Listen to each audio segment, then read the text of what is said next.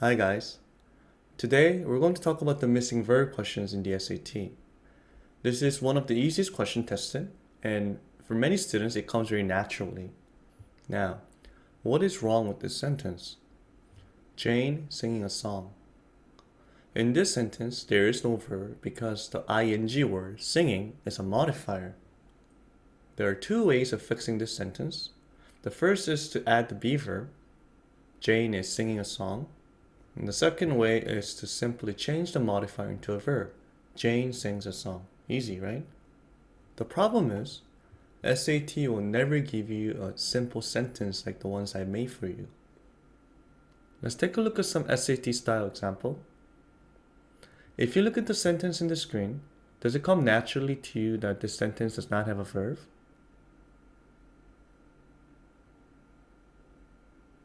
If it doesn't, it's perfectly fine. Just remember two things. First, words that ends with ed are not always verbs. For example, in this sentence, the word mention and the word concern are not verbs. Instead, they're modifiers. And to fix this sentence, we have to add a main verb, like this.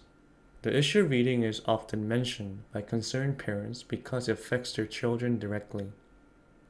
So please remember that the words that ends with ed are not always a verb. Second, understand that the verbs that come after the word who, which, or that cannot become the main verb because they're modifiers. And here's what I mean by this. The sentence you see on the screen is an example of a missing verb question. Even though there are verbs like the word reads and gives, none of them can become the main verb of the sentence. This is because the word read comes after the modifier who, and the word gives come after the modifier because. In fact, everything after the word boy is a modifier, and this sentence is currently lacking the main verb. And there are two ways of fixing the missing verb question. The first option is to kill the modifier, like this.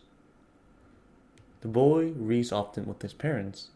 It's a sentence that can stand alone. The second option is to add the main verb, like this.